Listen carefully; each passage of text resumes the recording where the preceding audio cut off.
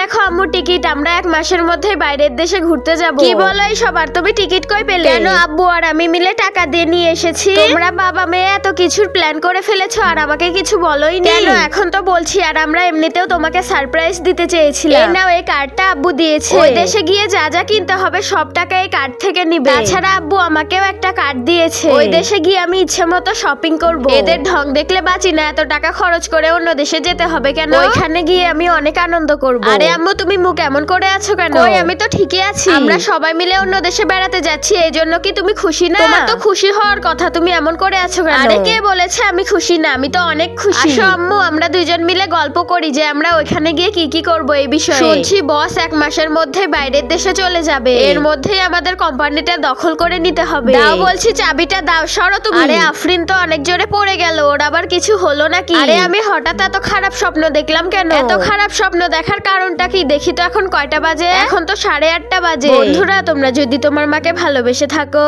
আর এই ছবিটিকে সুন্দর মনে করে থাকো, তাহলে ভিডিওতে একটি লাইক করে চ্যানেলটি সাবস্ক্রাইব করে দাও।